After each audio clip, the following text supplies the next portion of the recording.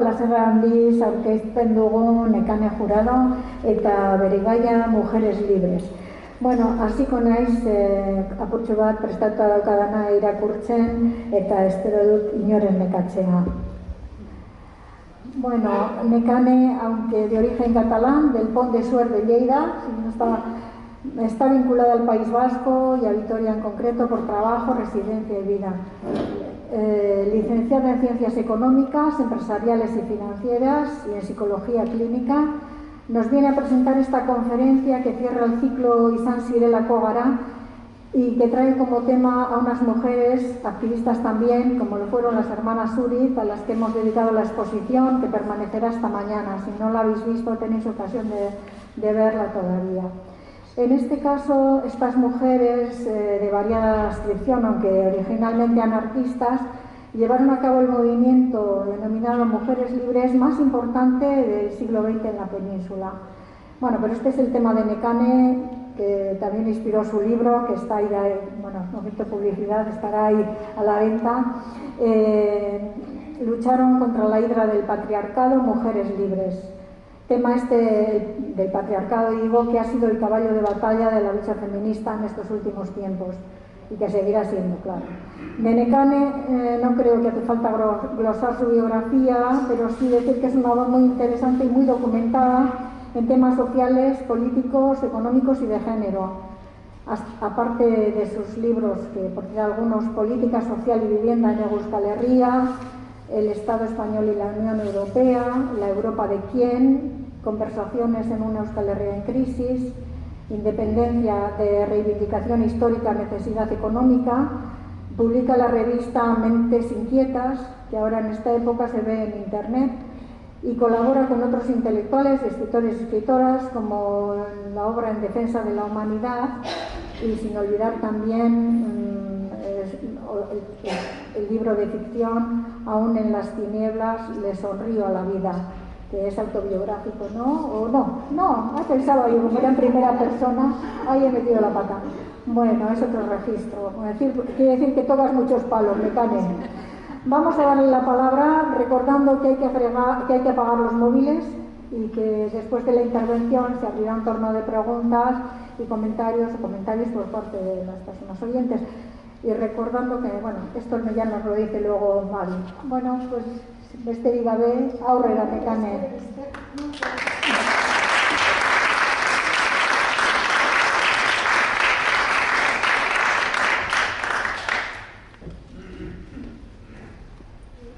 Bueno, a mí me ha dado permiso el responsable del centro para que, además de que estoy a esta distancia, tengo problemas acreditados para quitarme la mascarilla. Entonces os pido a todos los presentes si puedo quitarme la mascarilla. Vale, os agradezco mucho, porque si no podría aguantar. A ver si esto se tiene. Vale, hondo. Por cierto, esta mujer es vuestra no, es de Sestao, no es de Portugal, casi me digo portugaluca, es de Sestao, pero es que ella estuvo muy unida a Portugalete, en cualquier caso es de Sestao, una de las emblemáticas de Mujeres Libres vasca, Julia Hermosilla. Comentaros que este libro, para mí, el realizarlo y todo el proceso fue una verdadera sorpresa y creo que es la cosa con la que más orgullosa estoy en mi vida. Y bueno, tengo 30 libros, pero este es muy especial. Os voy a explicar por qué. Yo tengo un abuelo que todavía estará en alguna cuneta catalana o del frente de Aragón, no sé dónde.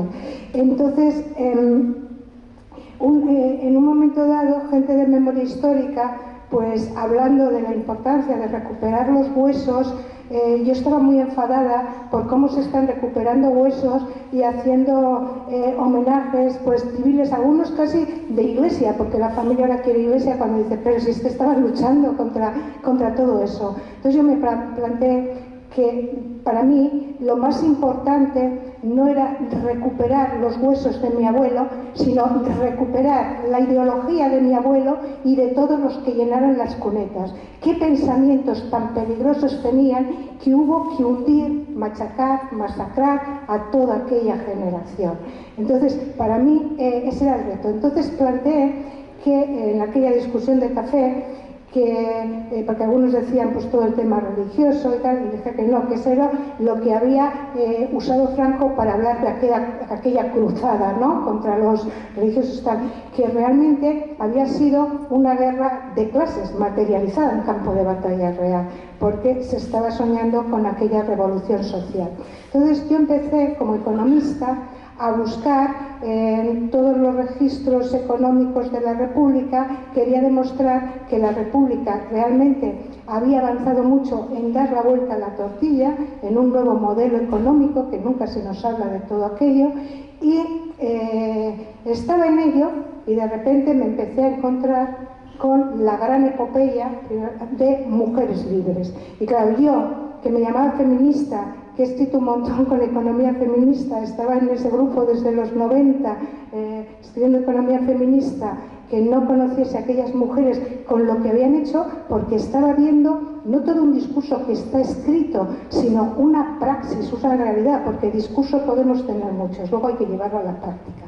Y aquí estaba pensamiento y acción unidos. Fue tan grande y además en un tiempo tan corto que yo como investigadora, cuando hago economía hago lo mismo, digo, a ver, esto no puede, o sea, si te encuentras una flor, dices, ¿de cuál es su semilla? O sea, no brota de golpe, sale la flor, sino una semilla. Entonces empecé a seguir a las generaciones anteriores de mujeres libres y mi sorpresa es que hay una lucha profunda de género, clase y poder que viene desde la Edad Media. Y el Estado español tiene toda la península, bueno, además de Francia, tal, una lucha muy potente, siglo XIX, siglo XX, o sea, esto iba un poco en contra de lo que me habían enseñado, que el feminismo en el Estado español era muy tardío, de los años 70, la mujer española muy inculta, muy analfabeta, o sea, me estaban mintiendo totalmente, pero...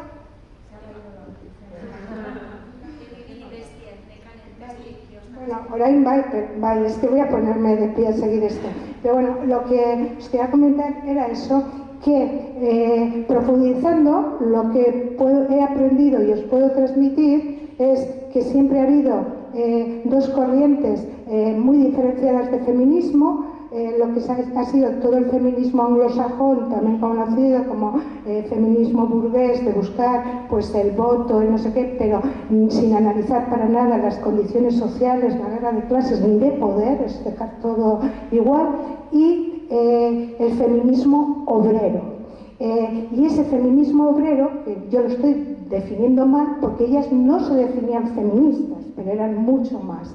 Entonces, de ese se ha ignorado y el conocimiento que nos han transmitido han sido las otras. Y ahora lo que os voy a hablar va a ser desde intentar ir a los orígenes para que veamos esa larga tradición de lucha en contra de lo que se nos ha impuesto. Tenemos hoy en día, 2021, encima de la mesa el feminismo anglosajón, que nos quiere hacer olvidar que tenemos también una lucha de clases y de poder, y que sin esa lucha, o sea, la de género es solamente un peldaño y además no tan grande como nos hacen ver, o sea, para que no luchemos con lo otro. Y entonces, bueno, pues ahí quiero empezar, bueno, esta es la bandera de Mujeres Libres, la azul, que la diseñaron ellas. Me gusta empezar con este poema de María Mercè Marçal, aunque está en catalán, creo que es importante, es a la... Ah, es que si no... Uy, pues entonces... Bueno, al azar agradezco...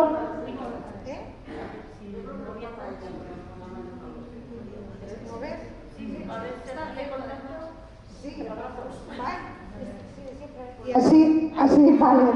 Pero es que si me pongo así, a ver si veo. Bueno, venga. Al azar agradezco 3 dones.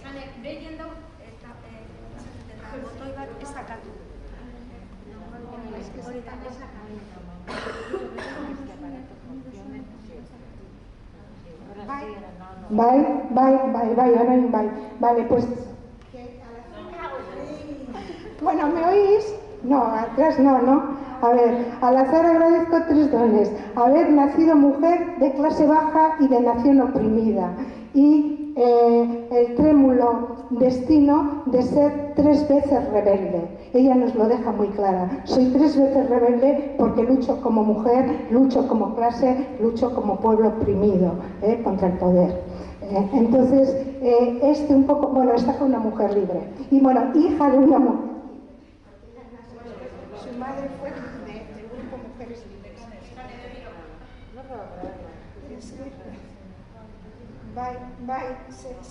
Se desconecta. Bueno, si no, bueno, voy a intentar menos en el cuadro, intentaré estar en este. Bueno, ¿en este se oye bien? Si hablas por ese apagador para que no se... Vale, va a ser un momentito y me pongo de pie y luego ya me quedo aquí. Venga. Con esto estaba diciendo que las mujeres, la comparo con la hidra, y de ahí el título del libro, porque es un animal mitológico con muchas cabezas, y bueno, aquí esta es la de Hércules con 4, que la mitología dice que si no se cortaban todas las cabezas se volvían a reproducir. Entonces, esto nos está diciendo que si las mujeres no acabamos contra todas ellas, las cabezas, este es el patriarcado, contra todas las cabezas del patriarcado se está reproduciendo constantemente, o sea, tiene sus medios de reproducción. Entonces, aquí planteo que la mujer, la idea de 4 cabezas, son la opresión de género, la explotación económica, la dominación de la estructura político-ideológica, y luego es el aplastamiento, o sea, de lo que ha sido el crear las patrias contra las matrias, toda la imposición colonizadora, sea cultural, territorial, y esto nos trae este cuadro. Para esto es para lo que me quería poner de pie. ¿Vale?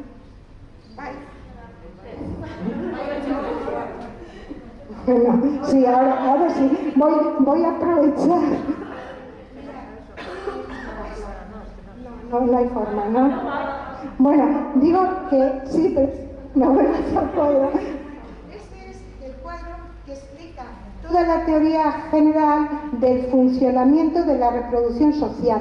Esto es un cuadro que se estudia tanto, o sea, es que se apaga solo, Bueno, se estudia en todas las ciencias sociales, da igual que sea la economía, la sociología, nos está diciendo la base de cómo se forma toda una estructura social. Entonces, esta estructura social, si nos fijamos allí, bueno, voy a empezar por el del medio, lo primero que tiene arriba de todo es una ideología. Aunque no nos guste hablar de ideología, la ideología es el conjunto de ideas y valores, y ella determina todo. O sea, las ideas que tiene de la vivienda, del trabajo o de la distribución de la riqueza, pues es muy distinta la de una ideología que otra. Igual no hace falta usar mucho. Eso se ve en sociedad, se ve en todos los órdenes del conocimiento. Entonces, cuando decimos que estamos en una ideología patriarcal, esto no es gratuito, y parece que cuando nos preguntan, pues nos quedamos ahí. Fijaros, un poco podemos estar analizando el patriarcado desde que empezamos a tener escritura, aunque nos ha venido a través de mitos, igual porque estamos en Occidente, los mitos que nos han afectado más, puesto que los mitos vascos eran orales y no escritos, y no los tenemos, son los mitos griegos. Ahí empieza a escribirse el mito de la lucha del hombre contra la mujer. Es Zeus el que después, bueno, de vencer, Hércules también lucha contra Amazonas, de vencer a las mujeres, él pare a sus propios hijos. O sea, no sé si habéis visto esas fotos de Zeus, que uno le nace la cabeza, tal. Luego la religión católica haría lo mismo. Ese Dios manda una paloma, que la mujer muy sumisa dice: hágase en mí según tu palabra, y aquí la esclava del Señor, no actúa para nada más, y en ese triunvirato está Padre, Hijo, Espíritu Santo, mujer ninguna. Entonces, quiero decir que ahí se forma toda una ideología que viene quitando el papel a la mujer, apropiándose, y todo eso lo tienen que sustentar, y lo sustentan de religión, le tienen que dar un poder divino a esa idea de dominación. Además, tienen que el poder de la tierra tiene que sustentar a esa idea de religión. Se hace una unión entre poder terrenal y poder celeste. De todas las culturas, el faraón es hijo de Dios, o da igual, los reyes de sangre azul vienen pues por imposición. No sé, Carlomagno, todo eso, ellos, es que se apaga solo. Bueno, voy a intentar desde aquí, aunque me parece más directo. Vale, pues digo que todos ellos, para luego imponernos eso, estoy hablando de la superestructura, de la parte de la pirámide que nos forma la sociedad, necesita todo un aparato jurídico-político para que nos reprima, jurídico, de Estado, político, legislación, que nos sancione bien, que nos lo prohíba todo, y entonces eso es lo que se llama la superestructura social, el poder, cómo se mete, se cierra y se defiende a sí mismo. Luego hay una estructura intermedia, que es la que se llama infraestructura, yo la llamo base económica y ecológica, y ahí es todo lo que estamos manteniendo eso. Son las relaciones de mercado, de trabajo, las fuerzas productivas, que hay muchas formas de hacerlas, pero es como las define el patriarcado. Y luego los cuadros económicos se suelen acabar aquí. La última parte, la que pone base expulsada del modelo, eso es mío, o sea, quiero decir, es una aportación. Que yo meto a las fuerzas no productivas, sino reproductivas. O sea, somos todos, por eso digo que somos todas las que estamos expulsadas de ese modelo, que es el trabajo reproductivo, trabajo de cuidados, trabajo de sostenimiento a la vida. Entonces, ¿por qué he puesto esto en estratos? Porque cuando lucha por igual trabajo, igual salario, repartamos el trabajo de cuidados, tal, estamos subiendo o queriendo plantear derechos a este nivel, ¿sabes? Donde están el resto de fuerzas productivas, que son nuestros compañeros, o sea, nuestros maridos, con los que queramos estar repartiendo, o con los que nos queremos estar midiendo a nivel salarial y tal.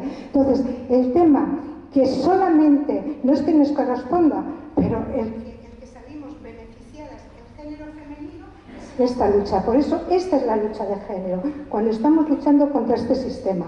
Pero si nos damos cuenta que cuando estamos ahí podemos tener el mismo salario que los hombres, bajando el salario a todos y siendo todos cuasi esclavos, es que cada vez tenemos menos diferencia salarial, pero es que los hombres cada vez han entrado más a trabajo parcial, a los mismos niveles que antes ya tenemos experiencia las mujeres. Entonces, claro que nos vamos a unir, pero con una precarización total de toda la población. Entonces, yo, y no es la frase mía, es de Mujeres Libres, ellas lo que decían es que no queremos los mismos privilegios de los varones blancos, lo que queramos decir, sino que queremos un mundo sin privilegios. Y eso ya es diferente, eso es totalmente diferente. Yo no quiero los mismos privilegios que los hombres explotados. Lo que quiero es ese mundo sin privilegios. Entonces, si quiero ese mundo sin privilegios, me voy a empezar a luchar contra los que me están organizando esto, contra todo el mercado. Esa es la lucha de clases. Es la clase que me está expropiando de todo. Y esa clase a la que están, o sea, cuando lucho contra esa clase se está protegiendo por una legislación, o sea, me van a condenar a mí, mi derecho a la huelga, mi derecho a los piquetes, todo se está protegiendo, y con una ideología, o llamémosle poder, gobierno, como queramos, porque es muy extenso, entonces, y bueno, está la religión que le apoya y tal, entonces tengo que luchar también contra eso, y eso ya es una lucha de poder, ¿estáis viendo? Entonces, Mujeres Libres, o sea, aunque nos parezca que estoy hablando de ellas, Mujeres Libres ponen en práctica las luchas que conlleva todos los estratos de este cuadro. Las desarrollan todas, en todos los frentes, real. Entonces, eso es lo que empiezo a analizar desde dónde viene. Y voy a intentar no levantarme más para no volveros locas. Lo siento. Bueno,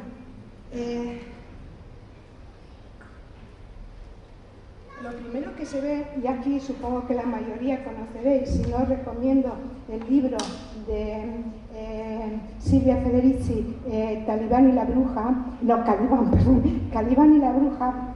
Entonces, Calibán y la bruja está planteando todas las guerras, todas las luchas, por decir de alguna forma, no hablan nunca de lucha de género, de todas esas luchas de clase, de las mujeres, está desde el punto de vista femenino, pero desde la Edad Media, que nos las habían ocultado. Y entonces, cuando ella habla de Calibán y la bruja, es que alerta de cómo los procesos de brujería lo que están haciendo es condenar a mujeres que estaban oponiendo cara al poder ahí arriba, o sea, y a esas ideas del patriarcado. Entonces, cuando vi eso y me di cuenta de todas las luchas contra los herejes, no solamente los cátaros, que igual es la más conocida, que van cruzando Europa. Y lo que vemos es una emancipación constante de la mujer, o sociedades, los cátaros, la mujer está en plan de igualdad, o sea, en la religión cátara, donde no se podía tolerar, porque claro, eso podía ser llamar la atención a las mujeres que sean catolicismo esto. Entonces, lo que hago es, digo, ¿tengo alguna prueba de esto aquí en Euskal Herria? Y está el proceso de Durango, pues fue un proceso de brujería el más importante que se ha dado en Vizcaya a finales del siglo XV, y lo que me planteo es ¿qué estaba pasando? ¿Y sabéis qué estaba pasando en ese momento? Que habían cambiado el fuero viejo de Vizcaya por lo que llamaban el fuero nuevo, estamos al final de la Edad Media, y habían quitado, además de quitar muchas partes de comunal tal, habían puesto el mayorazgo, o sea, era el mayor y varón, o sea, la mujer había estado apartada, pero todavía se da una vuelta de tuerca, se queda fuera de la herencia familiar, solamente tiene la dote los que tienen dinero para casarse, y es casarse o al convento. O sea, la mujer sufre un nuevo nivel de opresión por parte del poder.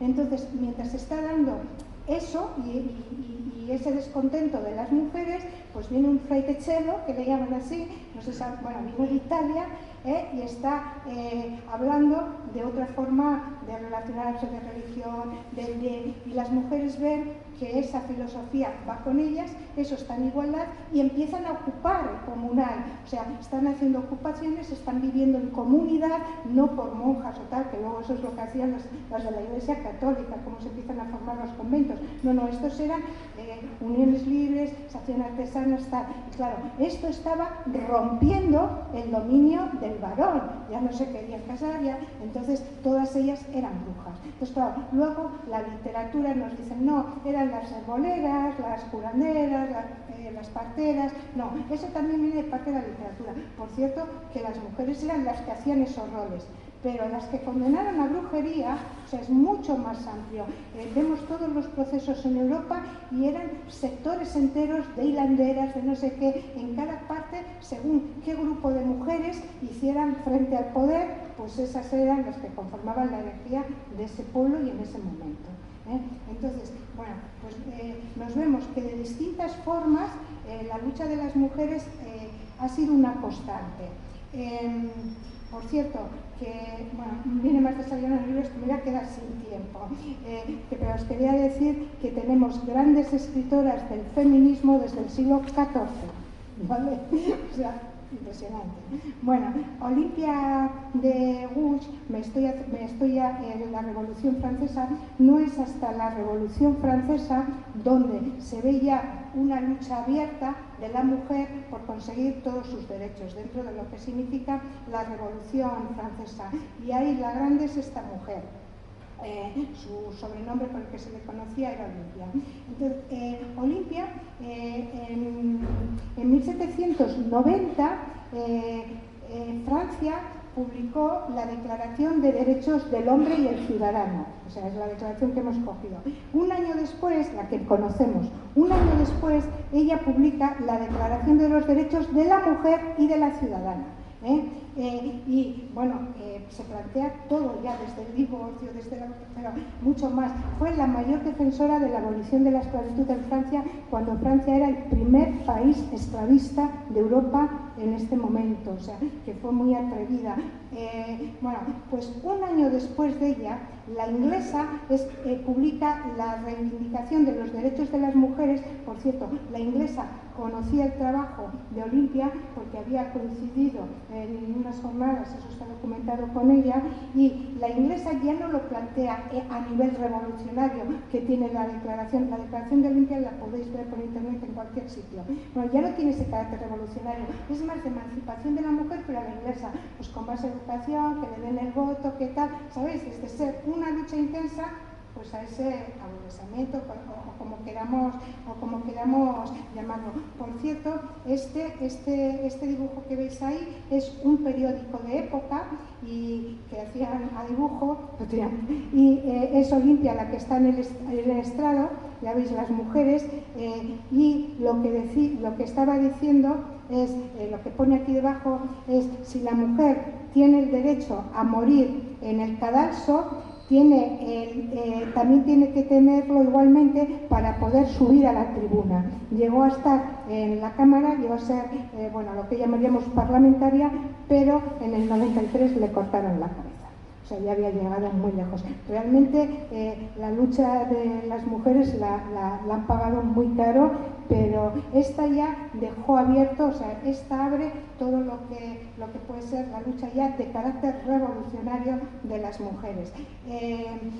Ella ya muere en el siglo, se inicia el siglo XIX y las aportaciones de las mujeres al socialismo revolucionario son impresionantes. Deciros que cuando se estudia economía se dice que está el socialismo utópico, que es pues de final del siglo XVIII, primer siglo XIX, que quiere cambiar todo, pero sin lucha, quiere convencer. El socialismo utópico pues es lo que hay ahora, algún electoral, o te convenzo, con libros tal. Y el revolucionario es porque todas las armas eran válidas y hablaban de lucha real del mundo obrero. Bueno, pues y se habla que el socialismo revolucionario lo inician en la teoría Marx, Engels. Bueno, pues se nos ha ocultado que hay una mujer, Flora Tristán, os tengo este cuadro, porque ella, la del cuadro de Delacroix, es Flora Tristán. Es la revolución la revolución dirigiendo al pueblo, y esta es de la revolución de 1830. Francia tuvo la de final del siglo XVIII, luego 1830, 1841, 40-41 y 1871, marzo. Estamos metidos de lleno en el 150 aniversario de la última gran revolución francesa, que es la que conocemos como la Comuna de París. Fue muy machacada. Bueno, pues esta es la del 30, que intervino y fue una líder, Flora Tristán. Bueno, Flora Tristán murió muy joven. Es que murió con 41 años, pero dejó una obra impresionante. Se fue a Inglaterra, se disfrazó de hombre para entrar en el Parlamento de los Comunes, meterse aprender de toda la lucha obrera. Se va a Francia y va como una misionera de pueblo en pueblo planteando, no hay todavía sindicatos, y está planteando hacer la gran asociación o unión de trabajadores y trabajadoras. Escribe ese libro, un libro que se titula, escribe muchos más, La unión de los trabajadores y las trabajadoras, en masculino femenino, con un capítulo dedicado exclusivamente a la situación con números y tal de la mujer. Su obra es impresionante. De ella es la frase "proletarios del mundo unidos", y Engels la copia en un montón de textos, y Marx la copia en un montón de textos, y absolutamente nunca la cita. Esto es un poco la constante de la mujer, que ahora se está tratando de sacar a la luz, porque además están sus escritos, de esta gran mujer. Louise Michel, por daros alguno, Louise Michel es la otra grande. Esta es emblemática, era más joven, en la Comuna de París, fue una de las grandes dirigentes, fue condenada a muerte precisamente cuando machacaron la comuna, pero como venía de una familia bien, la deportaron a Nueva Caledonia, que por cierto sigue siendo francesa, y en ella fue educadora, abrió una vía de educación totalmente nueva. Las hermanas Uri, sin Luis Michel, no hubieran tenido base. Y sin otros anteriores. Quiero decir que las hermanas Uri fueron muy importantes en la pedagogía, no se lo quita nadie, pero no partían de nada, tenían mucho más que cimientos puestos. La que pone los cimientos es Luis Michel. Digo que forma una escuela libre en Nueva Caledonia, además en lengua nativa, forma periódicos y monta una guerra en Nueva Caledonia para conseguir la independencia de Francia. Bueno, la volvieron a sacar ahí, o sea, una mujer de una vida interesantísima. Bueno, me voy a acercar a esa corriente de mujeres que están luchando, pero ya dentro de la península. Y el siglo XIX ya totalmente documentado todas las luchas obreras femeninas, estoy a hablar solamente de luchas obreras femeninas, están las primeras, antes que las masculinas, están las cigarreras. Ahora os explico quiénes son y junto con ellas están las cerilleras y el textil, pero todo el camino, todo el desbrozo enorme lo hacen las cigarreras. ¿Quiénes son las cigarreras? Mirad, las cigarreras son las famosas fábricas de tabaco, las tabacaleras. Aquí estaba en Santuchu, en Vizcaya. Las tabacaleras, el Estado español tenía el monopolio total del tabaco para todo el mundo.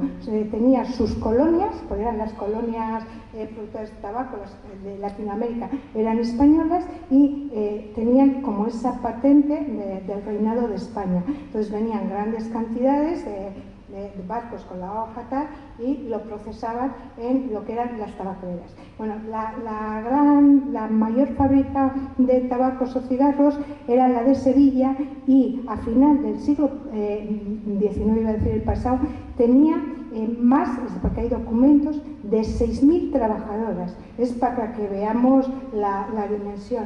Santuchu, las del País Vasco eran más pequeñas porque el País Vasco tenía sus fueros. Entonces, esto era del Estado, pagaba impuestos al Estado y no estaba en los países forales. No fue hasta después de la Tercera Guerra Carlista, cuando perdemos los fueros, cuando aquí se meten las tabacaleras. Entonces, entran a final del siglo XIX. Han sido siempre más pequeñas, pero ya estaban desarrolladas otras. Igual la cercana más grande era la de Logroño. Bueno, ¿qué hacen estas mujeres? Pues estas mujeres, desde el principio del siglo XIX, se organizan en hermandades, y esas hermandades cubren lo que más miedo tenían, que se cortaran los dedos, accidentes laborales, si se morían, lo que se llamaba el sepelio. O sea, hacen hermandades que es lo que hoy estaríamos llamando las mutuas, las mutualidades, el centro, el embrión de modelos de seguridad social.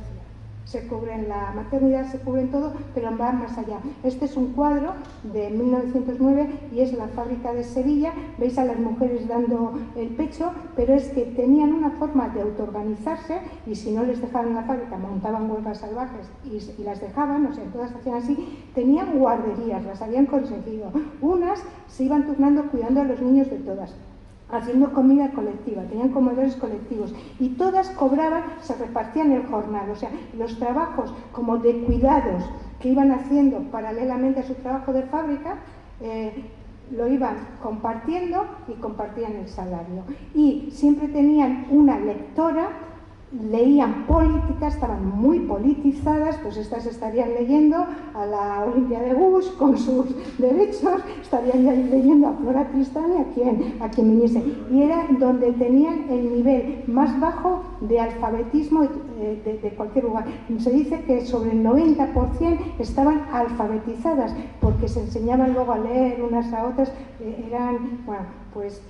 Estas mujeres marcan el camino a las cerilleras, que se unen a ellas, y al textil.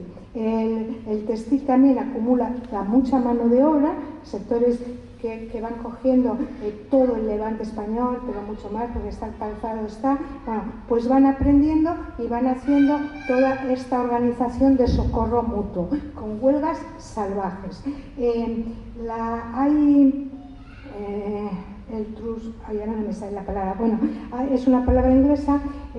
Los trabajadores ingleses a principios de 1800, con un nuevo avance tecnológico, despidieron a muchos de los telares, o sea, también de la industria textil, y lo que empezaron fue a quemar, o sea, hacer una serie de boicot contra las máquinas. Entonces, las cigarreras y las del textil español copiaron esa forma de lucha y tuvieron lograron muchos triunfos, y en todos, cuando hacían esos boicot a las empresas, era reparto de trabajo, no sobramos ninguna. Eslogan de hace casi 200 años. Lo digo porque igual nos puede resonar algo hoy en día. Y esto, vamos, que está todo ahí, por eso a mí me iba apasionando tanto por decir, si es que lo han hecho, si estamos en esa vuelta atrás, cuando decimos estamos perdiendo derechos, pero otros ya lucharon y pusieron los ejes y los centros, o sea, muy bien marcados, y hoy siguen siendo válidos. Bueno, pues Isabel Vila y Pujol la he cogido, bueno, en el libro hay muchísimas, aquí solo es la selección que os he hecho, porque es la primera mujer sindicalista catalana y posiblemente del Estado español. No se ha encontrado nadie documentado que sea antes que ella. Entonces, participó ya en la primera internacional en 1871, pues secretaria general de un sindicato. Y esta mujer estuvo en aquella época en nuestras colonias, como era Cuba, como era Filipinas, como era otras, Marruecos, estaban en constante lucha el Estado español por sostenerla, y claro, la mano de lucha siempre ha sido el pueblo, era lo que se llamaban las quintas, llamaron nuestras quintas para llevárselos a las luchas coloniales. Entonces pidió la abolición, recogió firmas para pedir la abolición de las quintas a las Cortes españolas, consiguió las firmas necesarias, y ya que había conseguido las firmas, pues pidió la abolición de las quintas, la separación de Iglesia-Estado y la libertad de culto. Esto está en las Cortes y es uno de lo que más se debatió en aquel momento en las Cortes. No consiguió nada, pero les extrañó que fuera una mujer con firmas de mujeres las que hubiera llegado hasta allí. Bueno, luego se hizo, promovió la Primera República, que decían que habían confabulado contra el Estado para crearla, y cuando la Primera República, también por un golpe de Estado, cayó, se exilió a Francia, y allí conoce toda la pedagogía de Louise Michel, y es la primera pedagoga española. Como veis, esta mujer fallece en el año 96, antes de que las hermanas Uri estén. Que decir, las hermanas Uri hacen mucho más, pero bueno, la primera pedagoga es ella, junto con un hombre que luego hablaremos. Bueno, Teresa Claramunt le llaman, es muy estudiada fuera, es una mujer que quieren mucho fuera, aquí se la conoce poco, se la llama la Louise Michel española o la Virgen Roja, tiene los dos nombres. Esta es una mujer obrera, hija de obreros. Y bueno, esta frase es de ella, bueno, ella escribe libros, pero fijaros la profundidad: ni obreras explotadas en las fábricas, ni esclavas en el hogar o la familia, por una sociedad sin amos ni señores, comunista y libertaria de hombres y mujeres libres.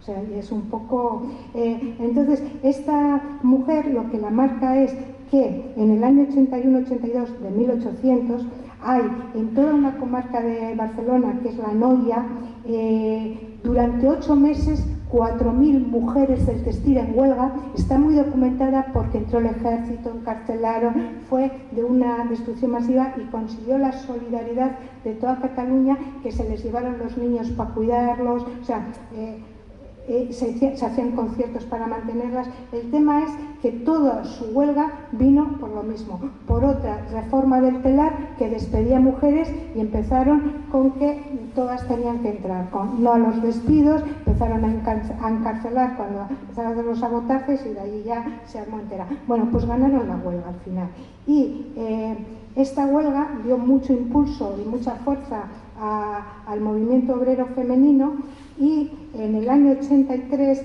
era muy joven todavía, tenía 21 años, Teresa Claramunt, la fábrica del telar, que ella también trabajaba en el textil, en Sabadell, estalla una máquina. Eso pasaba muy a menudo, con mucha mortalidad de niños. Los niños desde los 5, 6, 7 años estaban en los telares. Sus dedos son muy finos, tenían un montón de tareas los niños y murieron muchos niños, cogieron una zona de niños. Entonces ella montó la famosa, es una mítica ya huelga de Sabadell, de las 7 semanas, porque arrasaron Sabadell, y solo duró 7 semanas porque como las otras habían estado 8 meses ya consiguieron también. Entonces ella se hace ahí toda una líder. Un año después formaba el primer sindicato de mujeres, solo de mujeres, 1884, y su lema, el lema del sindicato, era jornada de 8 horas, abolición del trabajo infantil.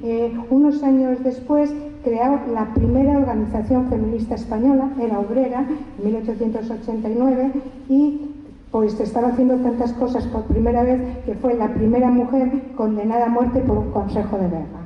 ¿Vale?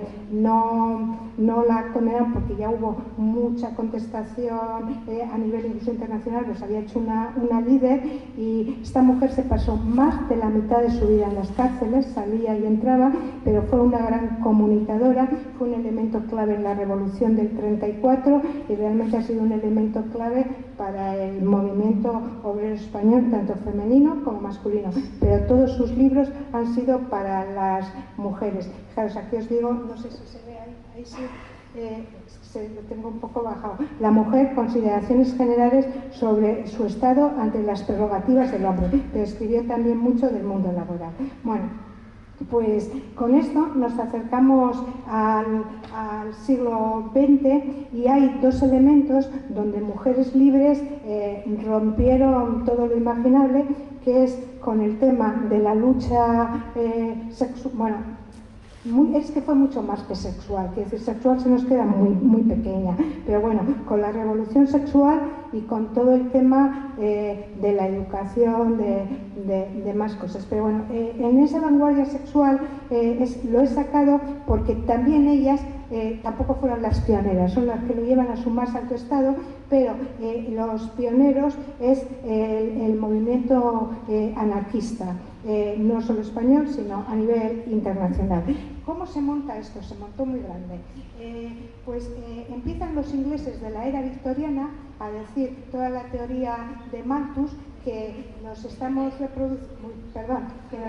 reproduciendo y no va a haber alimentos para todos, entonces que hay que empezar a controlar la natalidad, y es cuando se habla de la eugenesia. No sé si os suena todo esto, controlar, solo se puedan reproducir, pues un poco como quieren ahora la genética, ¿no? Los sanos, guapos, y bueno, entonces, y se quiere impedir, y empieza en Inglaterra, que las mujeres obreras, pues como en China, se les quiere limitar el número de hijos, pero todo esto no se hace con un control sexual, o sea, de relaciones, sino a través del abstencionismo total, claro, o sea, es pues prohibir todo tipo de relación. Entonces, desde ahí, el movimiento obrero teoriza muy rápido. Por supuesto que no es bueno que tengamos tantos hijos porque estamos machacados y como ellos decían, son carne de cañón o de lupanar, ¿no? Las chicas. Entonces tenemos que controlar, pero lo que necesitamos es técnicas, es medios, y no que la política nos esté condicionando lo más íntimo del ser humano, que son las relaciones sexuales. Y entonces hablan, por primera vez, es el anarquismo internacional el que acuña un término que hoy ha resurgido y parece moderno, y es la biopolítica, la política entrando en la vida, en nuestras relaciones más íntimas. Entonces es lo que se llama todo el movimiento neomalthusiano. Queremos un control de la natalidad, pero no en el sentido que nos están diciendo los victorianos de castidad y de tal, sino de hacer una revolución real de educación, de formación sexual y de liberalizar el aborto, temas anticonceptivos.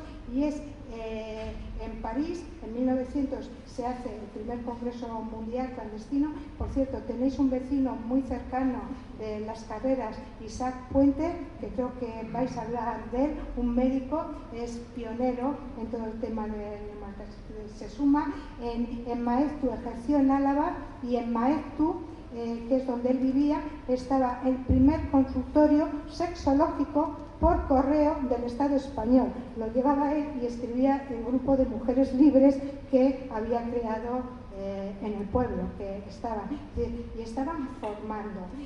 Decir que desde 1904, fijaros de qué fechas estoy hablando, se hace en Barcelona el primer centro de planificación familiar del Estado. Por supuesto, hoy diríamos que era un centro abortista, tal, ¿sabes? Poniéndole eso, pero realmente era de educación sexual, bueno, lo que son centros de planificación, y si había que realizar la intervención de detener el embarazo, se realizaba, pero no era esa su prioridad. Bueno, y decir que llevaron a tal nivel el tema de esta parte de la vida, que en la huelga de 1912, Massachusetts también era movimiento anarquista. En aquellos momentos, deciros que el anarquismo era el mayor sindicato que existía en España, en Italia. Hoy nos parece que es así, pero era el más importante, era la ideología de finales y principio del siglo. Bueno, sí.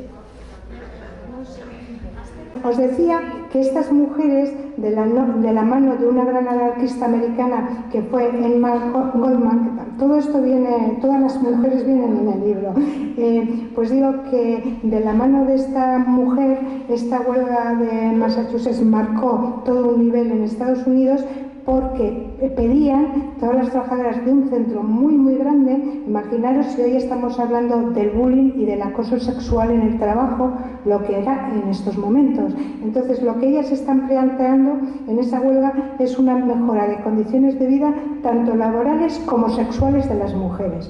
Y fue una huelga muy larga y por acabar pidiendo cosas, pedían preservativos, pedían de todo. Deciros que en los años final ya de los 20, principio de los 30, las revistas en las que escribía Isaac Puente, todas las que estaban con todo este tema de que hoy ya estaríamos hablando de revolución sexual, repartían preservativos. O sea, los ofrecían en los centros de los sindicatos. Estaban a un nivel. Bueno, pues la teorización sexual anarquista, lo que viene en todos los documentos que la estudia es que no surge aquí, viene de fuera, por decir de Europa, llega a principio del siglo, bueno, final del XIX, principio del XX, al Estado español, pero hay algo en la idiosincrasia o en la forma que lo vuelve a lanzar fuera, pero totalmente enriquecido, por decirlo de alguna forma. Entonces llega un momento que ya en el 1910-1920, algo que no había surgido aquí es la vanguardia de toda la liberación sexual, protección y tal, sale de la península ibérica hacia afuera. Entonces, esto es lo que han aprendido y absorbido Mujeres Libres. Mirad, estos son revistas de la época antes de Mujeres Libres. O sea, no se han formado Mujeres Libres. Elogio al amor libre, proyecto, bueno, este sí, el proyecto para la creación de una fábrica en serie, esto lo escribió una mujer, la que creó Mujeres Libres. Pero fijaros qué portadas, y además era el naturismo, eran pues elementos que luego pues nos parece que cómo han podido existir, ¿no? Después de aquella censura que tuvimos en los 40, 50. Bueno, la educación como arma de liberación. Louise Michel, una frase de ella era que la educación era un instrumento de control de clase, de la gran pedagoga. Entonces, Louise Michel ya planteó que, bueno, es la Revolución Francesa la que plantea la educación como un elemento, como un derecho básico, y es por primera vez en Francia con la Revolución donde la educación se hace pública. Pero lo que estaba planteando Louise Michel y luego el movimiento obrero era que el sistema público estaba formando para formar los sujetos que ellos querían formar, con la ideología, pues, que tenían siempre claro, lo vemos en sus debates, y tenían siempre claro el cuadro al principio, me están metiendo los valores, la ideología para que yo sostenga ese poder. Esto lo decía siempre. Entonces necesitamos, fijaros lo que este manifiesto de 1869, por eso hablaba antes de que las hermanas Willis son importantes, pero fijaros lo que dicen en 1869: queremos la enseñanza integral para todos los individuos de ambos sexos, en todos los grados de la ciencia, de la industria y de las artes, a fin de que desaparezcan estas desigualdades intelectuales, en su casi totalidad ficticias, y que los efectos destructores que la división del trabajo produce en la inteligencia de los obreros no vuelvan a reproducirse. Esto lo estaba diciendo el Consejo Federal, que no existía todavía sindicato, el Consejo Federal, lo que luego podríamos llamar un embrión sindical. Y entonces ese pensamiento emancipador lo daba la escuela libre.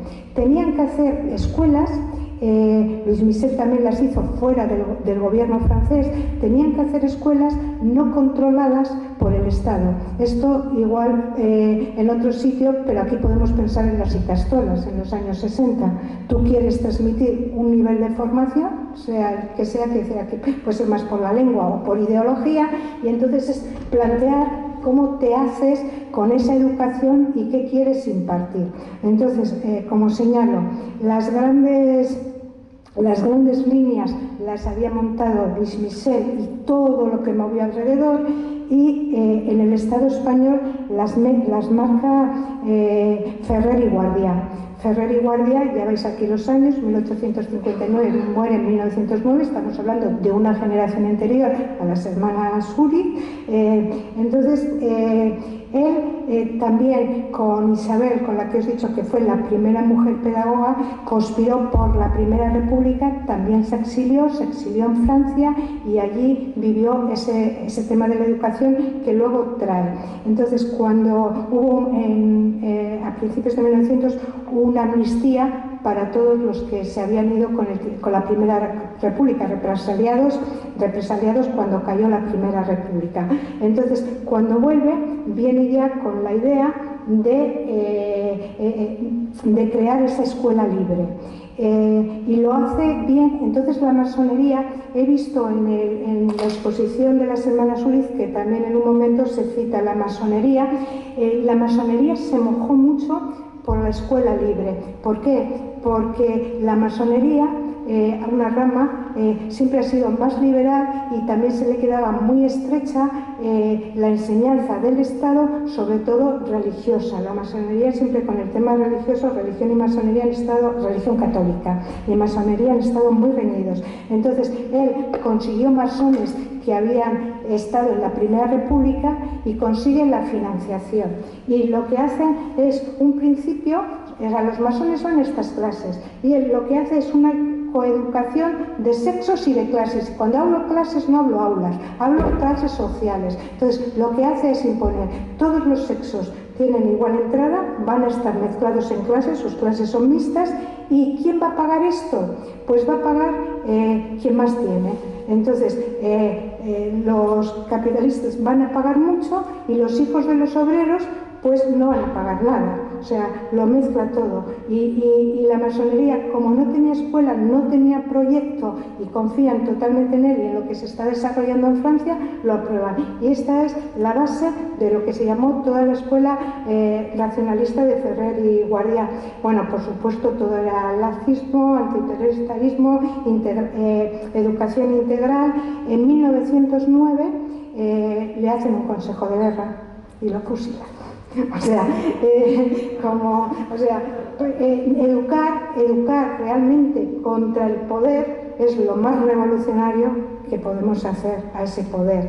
¿Y qué sucede? Bueno, cuando lo fusilan ya estaba metido su metodología y sus centros en 31 provincias del Estado español. Quiero decir que ya es que se extiende muy rápido, pero luego los pueblos más pequeños lo que hacen es como copiar la metodología, los textos, porque crearon textos propios, todo, ahora veremos, los textos y todo, y eran lo que eran los ateneos, las casas de pueblo tenían toda su parte que era de enseñanza. De día enseñaban a niños, niñas, y de noche o sea, enseñaban a los adultos, las y los obreros tenían un hambre de conocimiento, además de esa nueva escuela pedagógica, que estaba un poco con los intereses ideológicos, se metía todo ahí. Bueno, esto es el boletín de la escuela moderna, fijaros, enseñanza científica y racional, hacen sus propios libros para maestros, para alumnos, todo. Y este es el periódico donde causa y fusilamiento,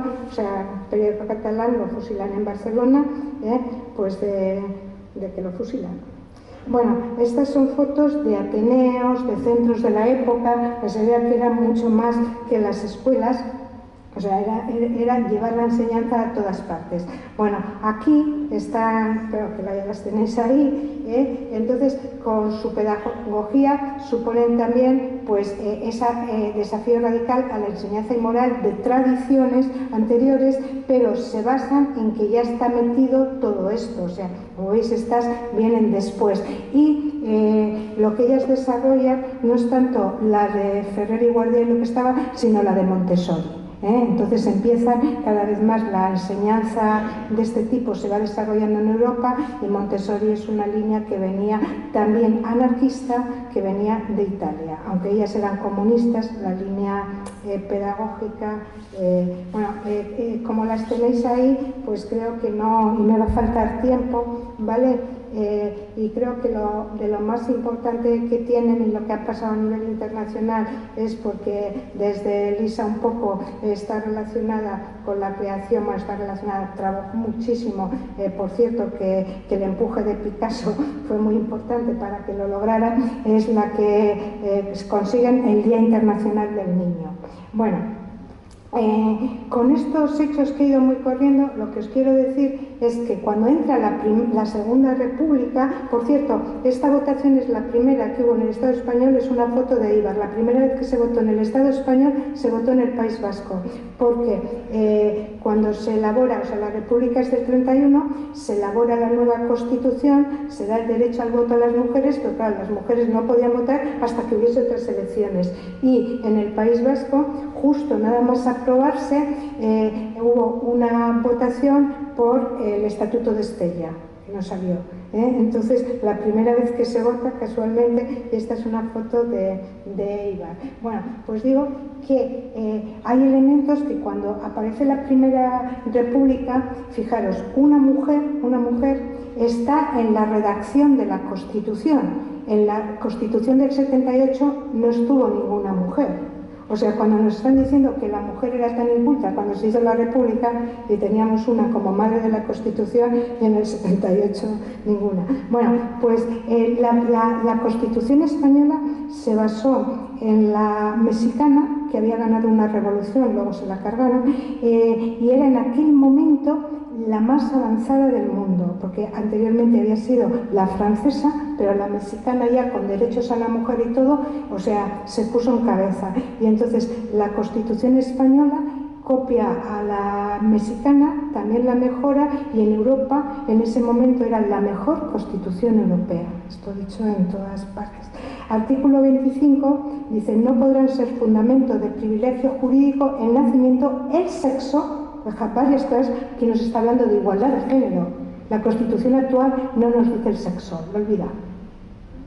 Aquí nos está hablando de igualdad, clase social, riquezas, y se reconoce el voto femenino, luego se reconocerá el derecho al divorcio, al aborto. O sea, es una Constitución, eso, pues toda la protección al trabajo femenino, reconocía las prestaciones por maternidad, entrar en todos los cuerpos, escalas, podían entrar en todas partes. O sea, se les conoce igual derecho. Despenaliza, por supuesto, el adulterio, se cambia el Código Penal, la mujer está al mismo nivel, por lo menos en ese momento legislativo, de los hombres. Esto, como entenderéis, no se hubiera conseguido si no hubiera habido toda esa lucha previa. Las mujeres sabemos bien que no nos regalan nada. Entonces, esto quiere decir que teníamos mujeres luchando y en vanguardia antes de, o sea, cuando se está creando la República. Estas fotos son mujeres de Villarreal de Álava, que espera, ahora no me sale Legutio, sí, de Legutio, el día de la República del 32, o sea, celebrándolo en Vitoria. Lo he sacado del archivo, me lo han pasado de archivo, pues por tocar, pues ya las veis ahí, trabajadoras. Bueno, nos estamos acercando a mujeres libres. Todo esto es de dónde viven, de dónde beben, Bueno, mujeres libres no hubiera sido posible sin Brisas Libertarias. ¿Quiénes son Brisas Libertarias? Brisas Libertarias es el movimiento, tienen que definirse movimiento cultural porque estaban ilegalizados todos los movimientos. Os cuento, en el año 1925 hay el golpe de Estado de Primo de Rivera y entonces se está viviendo una dictadura, hay una... ¿cómo se llama? Exilio masivo de Afganistán. Ahí se suspenden todos los movimientos feministas, todos los sindicatos, se privan de todos los derechos. Entonces, el movimiento obrero catalán organiza Brisas Libertarias, es la bien, ¿verdad? Y entonces lo montan como un grupo cultural femenino que va recorriendo los pueblos, que va pasando todo, y fijaros que entre sus clases dan oratoria y filosofía política, o sea, están en la vanguardia, o sea, quieren mujeres en la vanguardia de la lucha. Entonces, estas mujeres desarrollan todo su esplendor en la Revolución de Octubre del 34. La Revolución de Octubre del 34, para algunos fue el primer ensayo de la Guerra Civil, siempre se ha conocido, o lo hemos conocido como la famosa Revolución de Octubre, de Asturias, pero fue mucho más. Fue una revolución del Estado español, del campo, fue una revolución.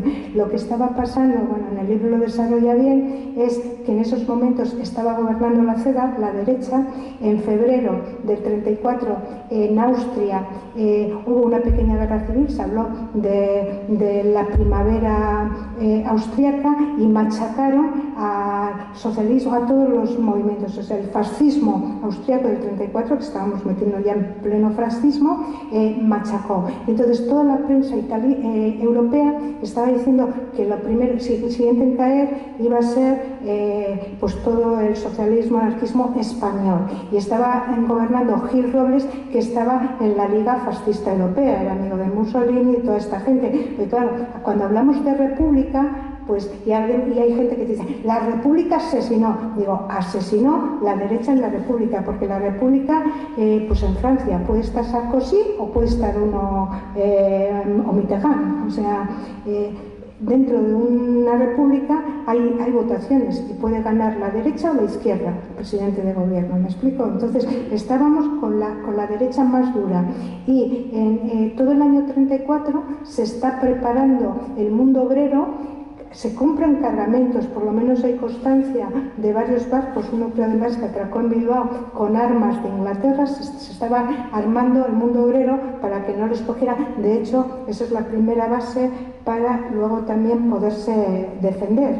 La primera respuesta en el 36, además de tomar cuarteles. Bueno, entonces, la revolución estalla en Cataluña. Se estaba dando un proceso muy como el de 2017. De hecho, algunos discursos se estaban repitiendo. Los catalanes habían cogido a Companys y estaban repitiendo frases en 2017 del 34. ¿Qué sucede? Que tienen un problema allí con el estatuto, con todo, en el 34, y entonces, con una tensión total, el 5 de octubre del 34, Companys, en la Generalitat, da un discurso en el balcón hacia el pueblo diciendo que Cataluña se proclama república social. Claro, república ya era, pero se proclama república social, y llama a todos los pueblos del Estado español a todos los ayuntamientos a que se proclamen república social, porque república ya era, pero capital. Y bueno, por cierto, bombardearon la Generalitat, y es como, sin habérselo esperado nadie, es como el llamamiento de pongámonos ya de acuerdo y utilicemos las armas, porque estaban todos como esperando de dónde venía la orden para que el mundo obrero se levantara. Entonces se levantaron, os levantasteis aquí, en la zona obrera hubo bombardeos, en Galdames hubo bombardeos, en Irún hubo bombardeos, es decir, todo el norte de Zamora, los valles de unión con Asturias, Palencia, hubo bombardeos. Cuando se habla del famoso bombardeo de Guernica o de Durango como el primer bombardeo contra población civil, es falso. Los primeros bombardeos contra población civil se dieron en el 34 y pues claro, con ese elemento y enseguida con la intervención del ejército se cortó rápidamente esa revolución del 34, menos en Asturias, valles estrechos, los trabajadores llenos de dinamita, que por cierto no sabéis que lo que proclamaron la comuna, y la comuna era una forma de organización muy estudiada, que creó escuela, la de hace 150 años de París, la de Louis Michel, y la proclamaron toda la organización, lo tenían todo preparado. Entonces, claro, hemos conocido la de Asturias porque es la que resistió, aguantó y estaban solos. Bueno, pues Brisas Libertarias fueron el enlace y estuvieron muy activas en esa revolución. A esa revolución le siguió más de 30.000 detenidos, un montón de muertos que están sin contabilizar, es lo más silenciado, si estamos haciendo memoria histórica del 36-39, pero no del 34, y un montón de exiliados, todo que, cabezas obreras, sindicalistas. Entonces, fijaros, en el 35, las mujeres, y entre ellas Brisas Libertarias, mujeres vascas de todos los sitios, es que podéis decir, es que no hablas de Euskal Herria, el libro veréis que voy buscando todo el rato Euskal Herria, pero es que no podemos decir que realmente se estaba dando en todas partes. Se crea el movimiento pro amnistía. Pro amnistía, todas tenían un hermano, un padre huido en la cárcel, y todos los sábados las mujeres se pasan con sus sacos por todas las grandes empresas que era el día de paga, pues cogiendo la perra gorda para las familias. Me contaba un señor de Bilbao, una vez que vino a la charla, me emocionó mucho, digo, pues lo voy a contar, él de Bilbao, su madre también. Me dice, mi madre era muy joven y dice, ella no tenía nadie, pero estaba el padre y un hermano de su mejor amiga en la cárcel, dice, y la acompañaban. Dice, mi madre era alta, así como yo, me contaba él, decía, y un día entraron a una fábrica y el encargado les lanzó, pero así, a la cabeza de mala forma, un martillo. Y se cacharon, lo cogieron, lo metieron en el saco y dijo, denos más, que esto vale más que la perra gorda. Eso decía de esto. Bueno, pues deciros que no se nos ha contado, cuando se nos habla del Frente Popular del 36, el que gana las elecciones en febrero, no se nos ha contado quién lo movió. Si teníamos a todos los revolucionarios en la cárcel, porque lo que hizo la CEDA, la derecha, cuando sofocó, fue otra matanza, más cárcel, y cárcel no de los que había visto en la calle, sino de toda la lista de sindicalistas, de líderes obreros, de todo. Entonces, si los teníamos en la cárcel y los teníamos en el exilio, ¿cómo se monta? Que ya vemos lo difícil que es montar aquí algo, un Frente Popular. El Frente Popular lo montan las mujeres. Y es hora de que reivindiquemos esa parte de la historia. Están todas estas mujeres, con lo que luego serán mujeres libres, con más mujeres, por supuesto, con más mujeres. Entonces lo que están haciendo es, tenemos que sacar a nuestros compañeros de la cárcel, esta amnistía que están pidiendo, es un movimiento pro amnistía. Entonces necesitamos que a las elecciones del 36 nos olvidemos de todas las diferencias y vayamos todos bajo unas siglas para enfrentarnos a la derecha, a la CEDA. Y entonces es cuando van, y es las primeras y únicas elecciones que va el anarquismo. El anarquismo también se une y van a esas elecciones y se ganan. Claro, la derecha no podía tragarse eso. En julio ya estaba con su nuevo golpe de Estado, que es donde se inicia la guerra. Pero bueno, lo que quiero poner en valor es ese papel de la mujer que nos han vendido como esta mujer española que inculta tal. Bueno, pues todas estas mujeres, nada más quitarse la ceda del poder, que no permitía publicaciones, que no permitía nada, sacan en mayo, algo que ya llevaban tiempo pensando, además es que están todos los archivos, sacan una revista que se llama Mujeres Libres. Deciros que el primer sindicato solo de mujeres fue en Francia, en el año 1840 y algo, y ellas sacaron una revista que se llamaba Mujer Libre, o sea, era por lo que os digo de la corriente de la historia. Estas mujeres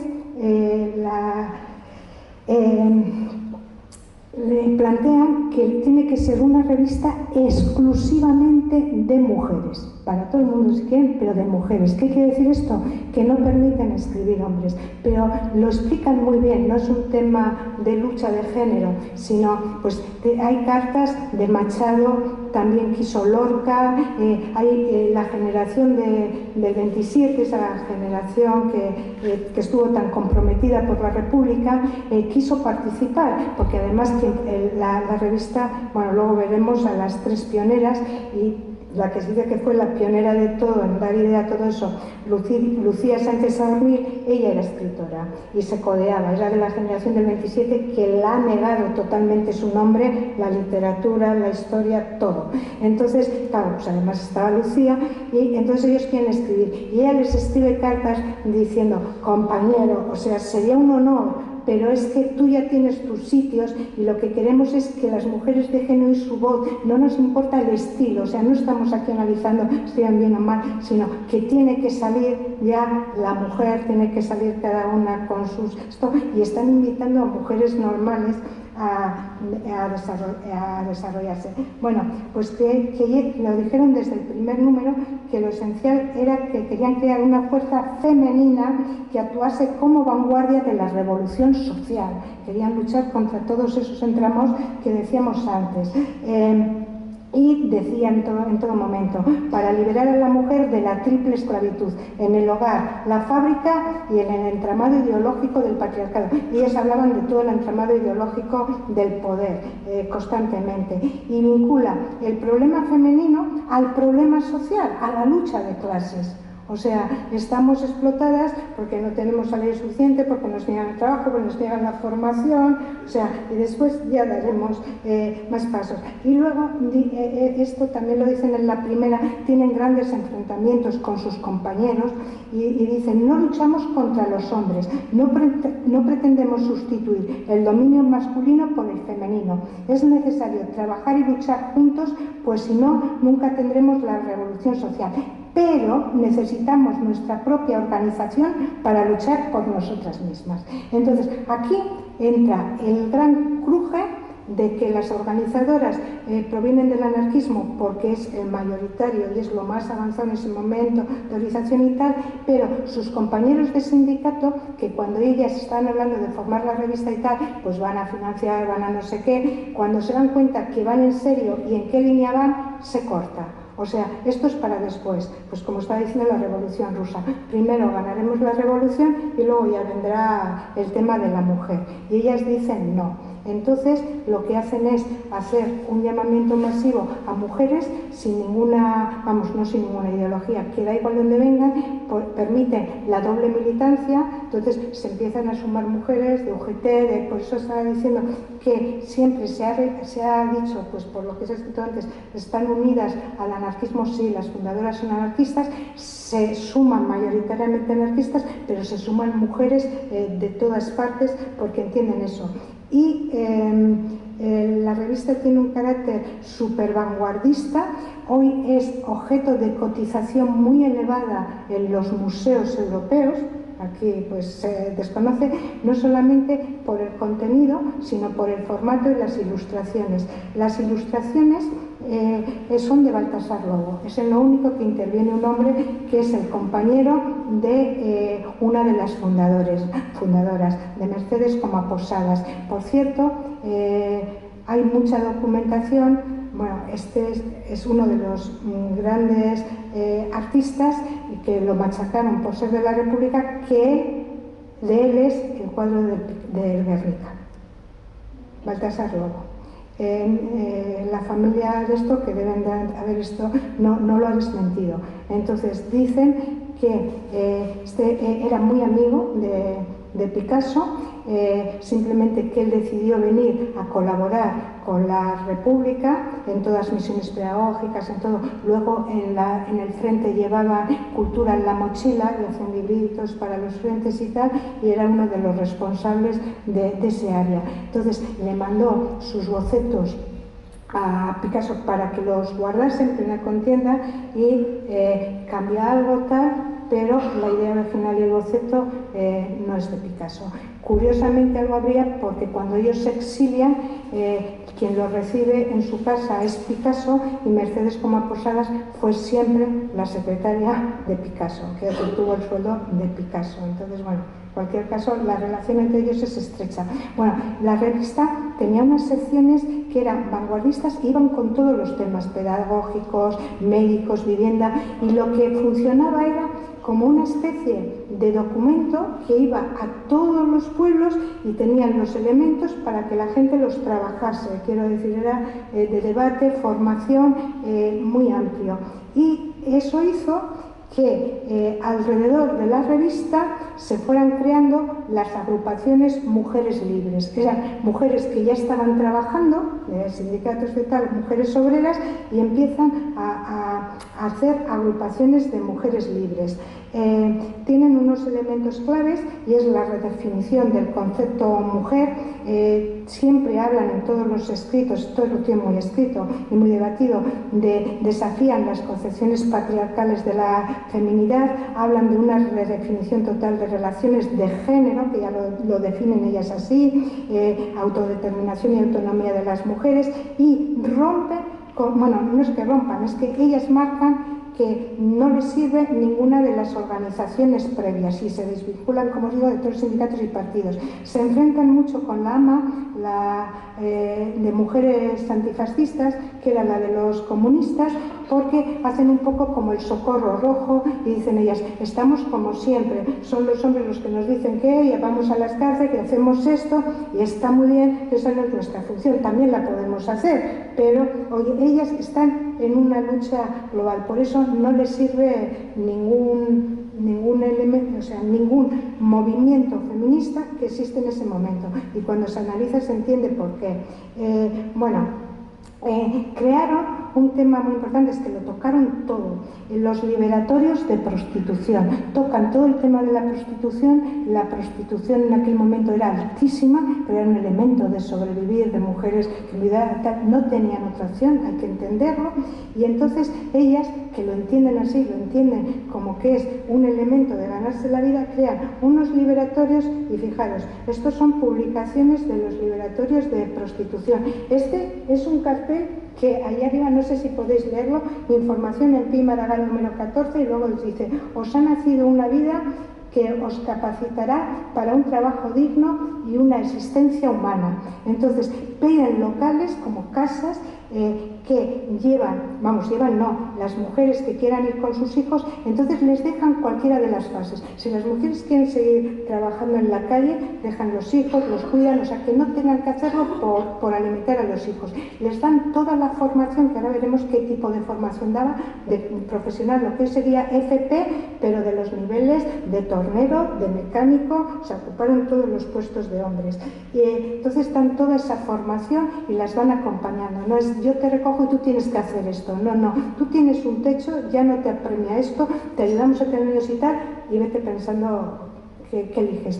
Y bueno, pues escribieron muchísimo y allá donde se implantaron tuvieron mucho éxito. De hecho, hubo un batallón catalán en el momento del 36, cuando salen a la primera defensa, que se llamó Batallón de Mujeres de Liberatorio, porque muy orgullosas, o sea, se sentían de decir pues de dónde han salido y gracias a todo esto de la República. Bueno, estas son algunas fotos de agrupaciones de mujeres libres y se transforma en una organización imparable.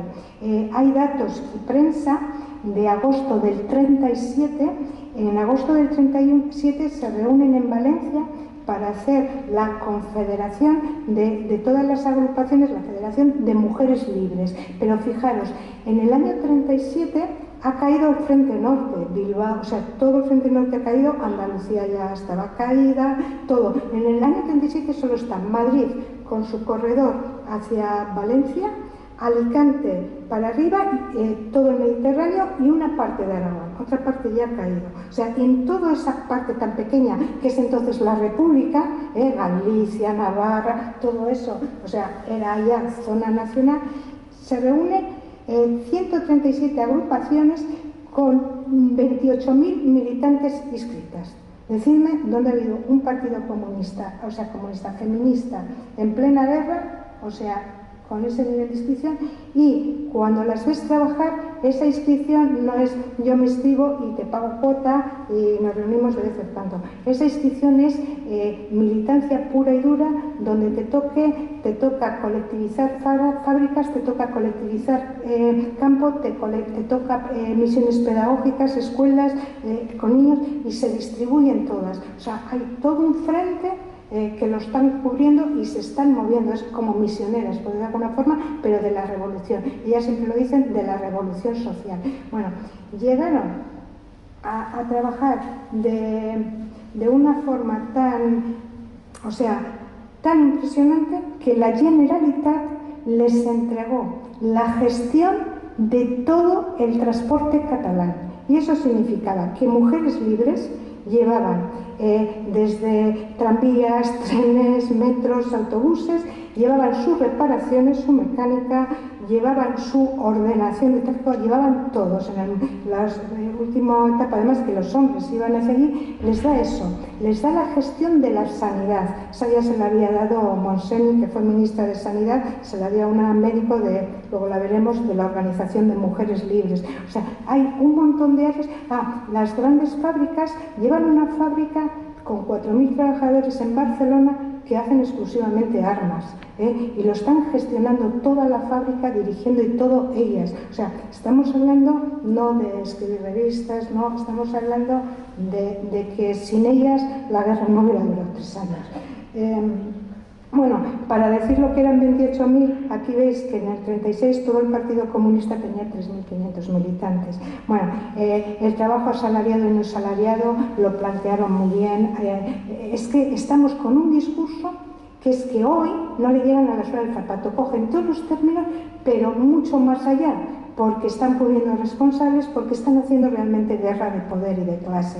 Entonces, en la capacitación laboral integral, esto es lo que os he dicho, forman estas finalidades de la agrupación Mujeres Libres, y fijaros, una está haciendo mecánica, fijaros lo que están haciendo, tenían sus centros de formación, fijaros, la escuela de choferes de Mujeres Libres, Mujeres Libres en pie de guerra, y las veis en las colectividades, con las que están en las colectividades de Aragón, que a veces hemos visto en las películas, colectivizaciones. Entonces nos vamos acercando, pues todas las personas que se han acercado a ellas, todas dicen que esto ya es más que feminismo, no podemos estar hablando de feminismo. Ellas nunca se definen como feministas, porque cuando las interrogan en el exilio, a las que lograron exiliarse, dicen que el feminismo es un movimiento burgués, en aquel momento también. Entonces planteaban que tenían claro que para la clase obrera el trabajo no era necesariamente liberador. O sea, ¿qué es eso de que, vale, que me dicen que es la hora? Sí, vale. Entonces, es lo que os he dicho. Lo que querían era un acceso igualitario, no un sistema explotador y de privilegios, sino a un sistema sin privilegios. Y ellas mismas dijeron esta frase que a mí me encanta, bueno, os la leeré entera, dice: esto ya es más que feminismo. Esto lo escribieron en el número 1 de su revista. Feminismo y masculinismo son dos términos de una sola proporción, como decir las dos caras de una moneda. La expresión exacta sería humanismo integral. Yo creo que tenemos compañeros que tenemos hijos y que entendemos que es luchar mucho más por repartir quién hace o quién cuida a mi padre. Si lo que quiero es un sistema que nos dé ese servicio, que ver cómo lo autoorganizamos públicamente, queremos otra cosa, no pelearnos, que es a donde nos están llevando ahora. Bueno, pues mujeres que hicieron posibles Mujeres Libres. Ya sé que... el micrófono, coge el otro, coge sí.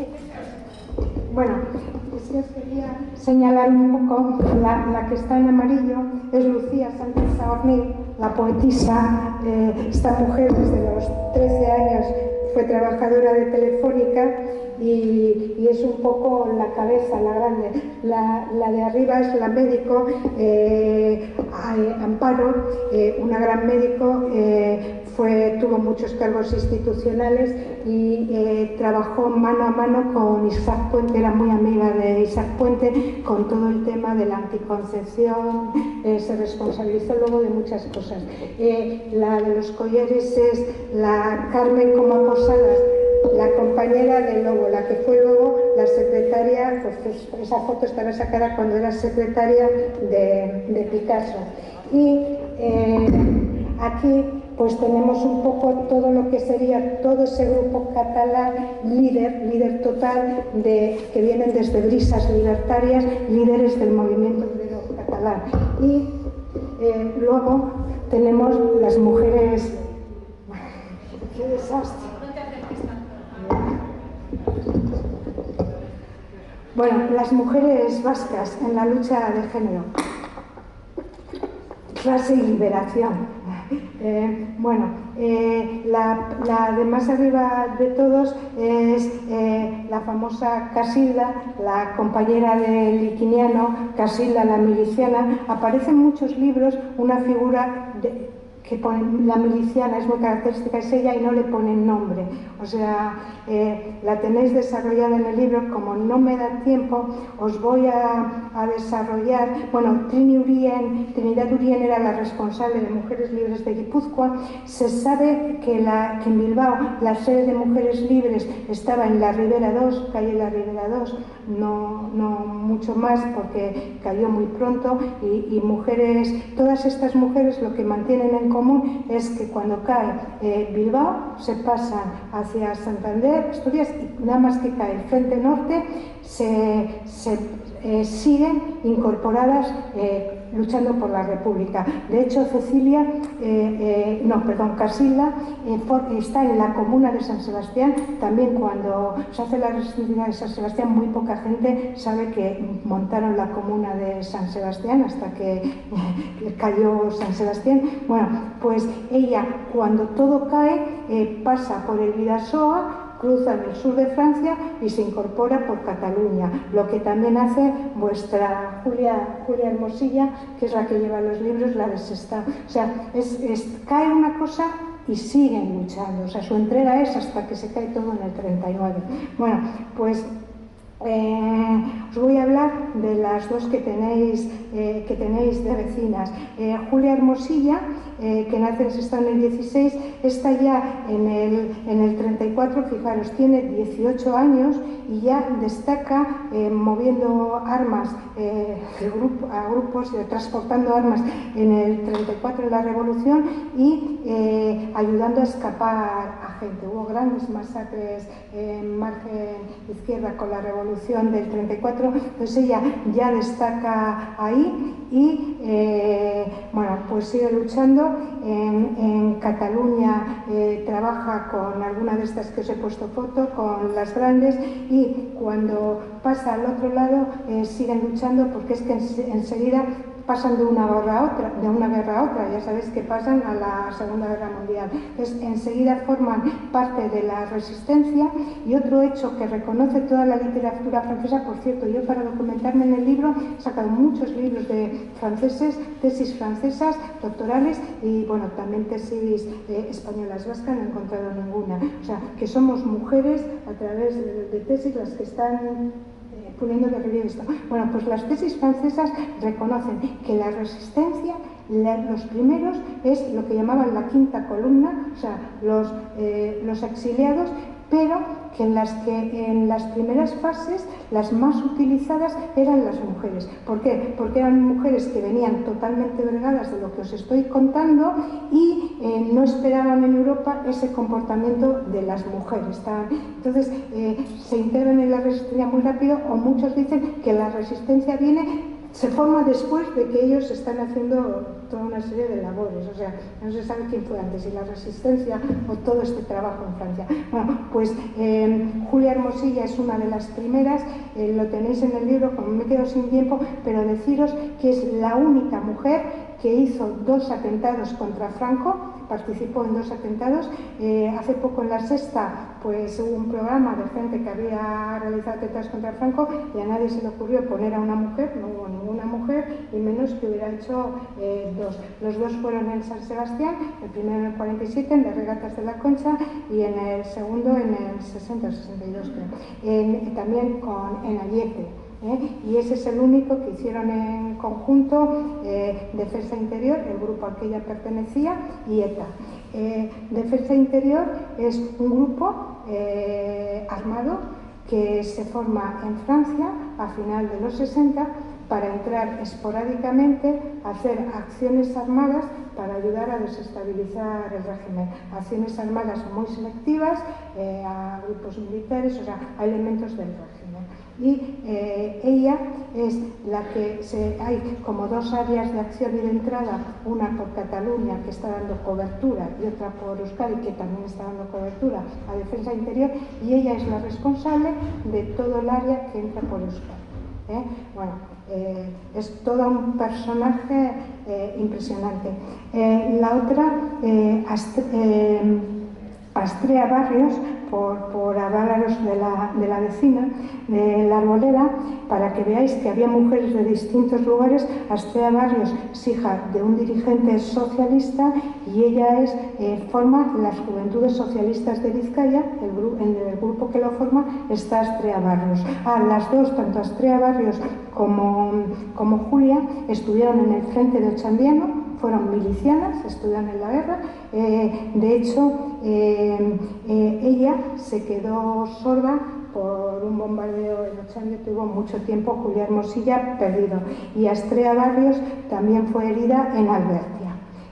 Astrea Barrios es otra vida de novela porque tuvo un atentado cuando obligan a las mujeres a salirse del frente. Su grupo, que lo está dirigiendo Astrea Barrios, no era una soldado, sin más, la Astrea, pues se niega. Y entonces ella pide una explicación. Hay una reunión en el Arenal, no sé si es el Arenal 2, bueno, y estalla una bomba cuando están reunidos, o sea, elementos muy importantes de las Juventudes Socialistas, es decir, mujeres además que están pidiendo responsabilidades a los que les mandan salirse. Se dicen que es un elemento muy turbio, nunca clarificado, y en ese momento la prensa llega a dar muerta a Astrea. Es todo muy, muy confuso. El tema es que Astrea aparece en Monóvar, Alicante. Entonces aparece una mujer cambiada de nombre, todos dicen viene del norte, es una miliciana del norte. Astrea Barrios forma a los jóvenes en instrucción militar, pero es que además forma mujeres libres en Monóvar, colectivizan toda una zona, se pone a dirigir y bueno, pues Monóvar tiene todo un movimiento, y lo que se llama el movimiento obrero alicantino le sigue haciendo homenajes, la tienen muy estudiada. Lo que sucede es que cuando cae la zona desaparece Astrea y parte de su grupo desaparece y no vuelven a seguir en la pista. Entonces hay quien se dice que la vieron en París, tal, y para cambiar todo esto, porque allí estaba con otro nombre, para cambiar, o sea, para enrollar más todo esto, le hacen una entrevista en Burgos a una tal Esther. Se la hace el PSOE español, no hace muchos años, le hacen una entrevista en Burgos homenajeando todos sus años de militancia. Tiene el nombre cambiado, no cita para nada ni a Mujeres Libres, ni a Monóvar, ni La Bomba. Entonces se dice que esa es Astrea Barrios. Bueno, una vida, como veis, de nuestras mujeres libres, muy intensa. Esas son vuestras vecinas, o sea que ya las lleváis bien. Bueno, pues Julia Sagredo, que os he dicho, 2 fotos.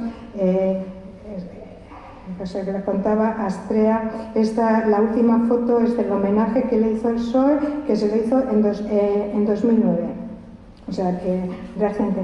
Entonces, bueno, para acabar, deciros que el golpe de Estado no solamente era un golpe de clase, como yo había empezado a analizar, sino que fue pues un golpe contra las mujeres para volverlas al hogar, para volver sumisas al trabajador, y realmente machacó a las mujeres. Puedo poner un vídeo, es que es de este señor, este señor es... Queipo de Llano, sí. Este es el Queipo de Llano que impulsaba desde las tribunas el feminicidio. Entonces, es muy duro su mensaje, pero es que es oírlo, porque esto lo estaba diciendo en julio del 36. Y esto se hizo realidad en todas las calles y en todos los pueblos. Yo había escrito el discurso y cuando di esta conferencia en la Universidad de Granada me dijeron: la Universidad de Sevilla ha conservado, ha recuperado discursos radiofónicos de los fondos de la radio, dice, y creemos que está ese. Entonces me lo ha cedido la Universidad de Sevilla, me ha dicho que no lo pase, pero que lo puedo utilizar. Entonces es que impresiona oír al Señor, prestar atención porque no se oye, pero es su voz directa del 36. Nuestros valientes legionarios irregulares han demostrado a los rojos cobardes lo que significa ser hombres de verdad, y de paso también a sus mujeres. Esto está totalmente justificado porque estas comunistas y anarquistas predican el amor libre. Ahora por lo menos sabrán lo que son hombres y no milicianos maricones. No se van a librar por mucho que guerreen y batallen. Nuestros valientes legionarios irregulares han demostrado. Pues fijaros la dureza de las palabras. En Sevilla más de 13.000 personas fueron ejecutadas casi en un mes.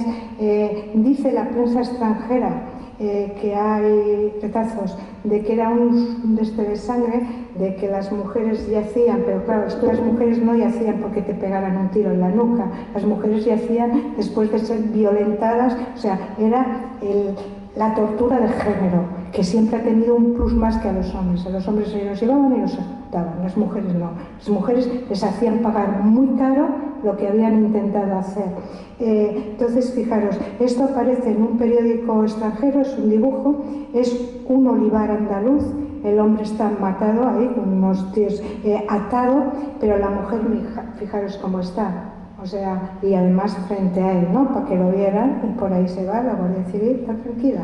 Bueno, pues el premio es que al nieto de Queipo de Llano, que porque a todos los generales franquistas se les dio título nobiliario, pues pidió, se había cancelado, y lo volvió a pedir, y Alberto Ruiz Gallardón, con la firma de Su Majestad el Rey Juan Carlos, pues se lo volvieron a dar en 2012, cuando nos hablaban de los derechos de la memoria histórica y tal. O sea, estamos hablando de este señor donde siguen recopilados sus hechos y sus prédicas, y bueno, la venganza de género se dio a todos los niveles. Lo primero que hizo fue el Fuero del Trabajo, que este lo hizo antes de ganar todo, y retiró a la mujer de fábricas de todas partes y le negó el derecho a trabajar a la mujer casada y a la otra en determinados sectores, y cuando hacen la exposición de motivos dice que liberará a la mujer casada del taller y de la fábrica, y la exposición de motivos es muy curioso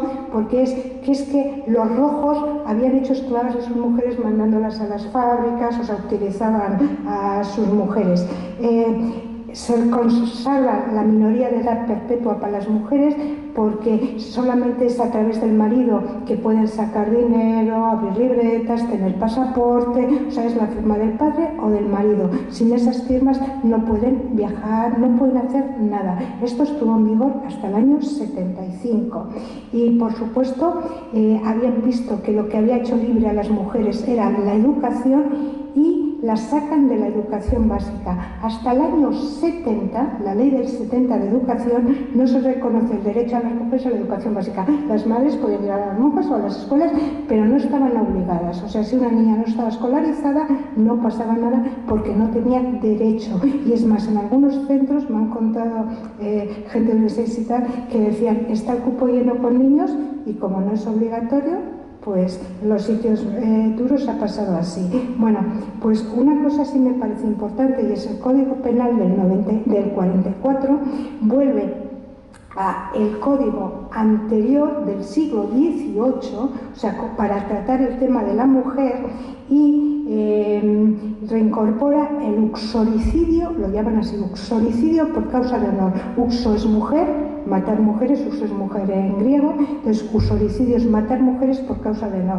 Entonces reconoce un privilegio al hombre, sea hermano, padre o marido, para defender su honor, por el que pueden matar o lesionar a la esposa adúltera, a la hija menor de 23 años, mientras viviera en casa paterna y una serie de condiciones. Entonces, este código ha estado también en vigor hasta el año 75. Muchos de los jueces mayores que tenemos ahora impartiendo justicia se estudiaron este código. O sea que cuando estamos hablando de la violencia doméstica, de género, tal, o sea, fijaros que estaba sancionada por ley, lo mismo que en los países árabes, o sea, no había diferencia. Esto es ver el castigo que se dio a la mujer en bloque por la gran transgresión que trató de hacer en aquel momento que ya se estaban hablando de revolución social.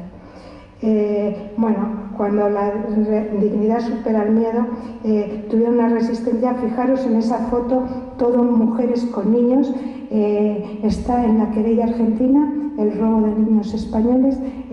Hay una querella para los niños de Saturrarán, de la cárcel de Saturrarán. Cada cierto tiempo venían trenes y se los llevaban llenos.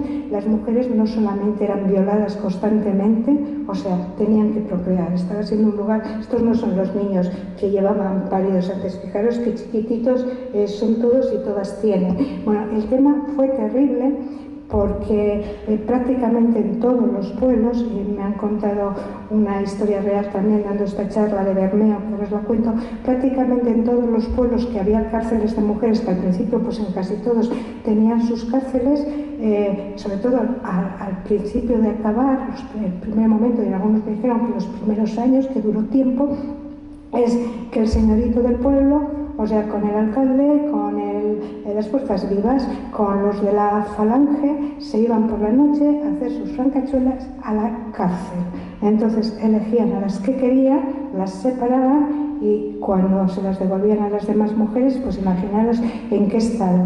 Entonces se dice que las mujeres y las cárceles hicieron un gran pacto de silencio porque era tal ya el deshonor que les estaban metiendo por haber estado en la cárcel, por ser rojas, por ser en aquella... Esto, que si encima pues hubieran ido con la carga a sus familias, que no solamente era eso, sino que habían sido objeto de todo eso constantemente, entonces muchas mujeres se suicidaron, en las cárceles muchas mujeres murieron porque ya decían no, y es que a quien decían no le disparaban delante de las demás. O sea, eso está... Entonces, está recogido dos hermanas de Bermeo que eran del PNV, eran herederas de una gran conservera de Bermeo. No estaban casadas y, bueno, pues ahí estaban ellas. Las detuvieron. Sin más, supongo que fue venganza de género, estaban rompiendo todos los roles, tampoco eran mucho más revolucionarias y bueno, pues la más pequeña salió y jamás volvió a hablar. Muchas mujeres salieron sin hablar de las cárceles. Hablar quiere decir que había perdido la voz. Y entonces murió relativamente pronto, y cuando iba a morir la hermana mayor, en su lecho de muerte, confesó a una persona que es la que lo ha escrito: no me puedo ir con esto a la tumba, estaba pasando esto en la cárcel y mi hermana fue de las más elegidas. Entonces, o sea, le pregunta a esta persona: ¿y cómo es? ¿Qué hacíais? Decía: no podíamos hacer nada, acogerlas y acunarlas. Eso, o sea, es terrible, o sea, todo lo que han hecho y el plus, o sea, que es que no es que de las guerras seamos las perdedoras, es lo que han hecho. Entonces, mujeres libres, pues eso, vivieron toda esa represión. Las que menos fueron las que pudieron ir al exilio, porque son las que están ya en el que pueden escapar. Por ejemplo, el Frente de Valencia, Mujeres Libres, estaban embarcando a niños, embarcando a todos, les dicen que llega un último barco, se están quedando para el último barco y el último barco nunca llega. Se integran rápidamente en lo que se llama maquis. La famosa guerrilla de las montañas, una parte importante estaba integrada por mujeres. Es más, dicen que a final de los 40-50 era mayoritaria, o sea, había más mujeres que hombres. Y esto lo explican los historiadores muy bien, y es porque la guerrilla, que estaba en todo, era la resistencia, una resistencia fuerte que nos lo han ocultado y nos han puesto ahí como en maquis 4 bandoleros. Bueno, pues la guerrilla era la montaña y el llano. El llano les daba cobertura de información, infraestructura de alimentación. Cuando caía el llano, o sea, cuando caían las mujeres, porque venía la Guardia Civil y machacaba y tal, pues cuando tenían información y podían escapar, se subían a la montaña. Entonces cada vez había más mujeres, están diciendo que se marcara el tiempo.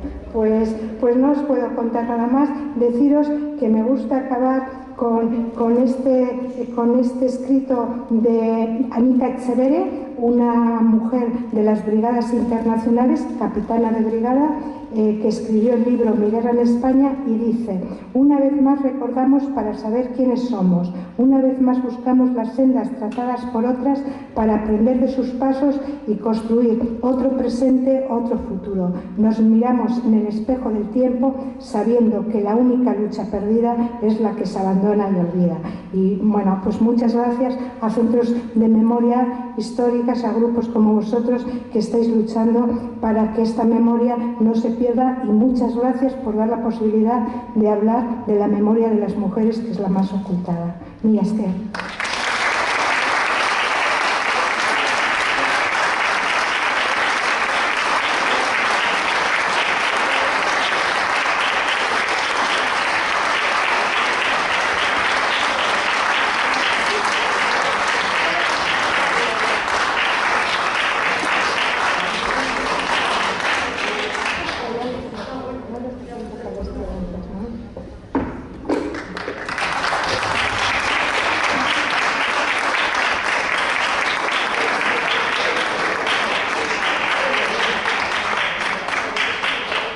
Bueno, oroituz ere partetik hau oroimena zuretzako mila esker, ze ikisi dugu pilo zugaz, zure pasioa, osalduneko bihotza.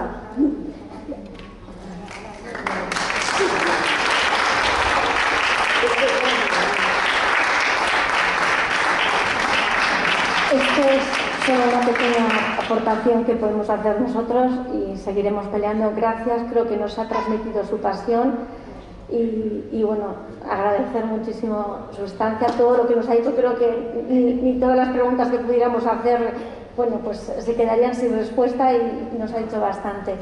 Os recordamos a los demás que la semana no, que viene, no, el mes que viene, el día 14 de abril, haremos un pequeño homenaje a la Segunda República, eta egun horretan gure oroituzeko partaide José Manuel López bere liburu Portugalete y las víctimas del franquismo, presos y otros muertos 1986etik 1989an artean, hemen egongo gara eta eskerrik asko etortzeagatik eta hurrengorako edo hurrengorarte.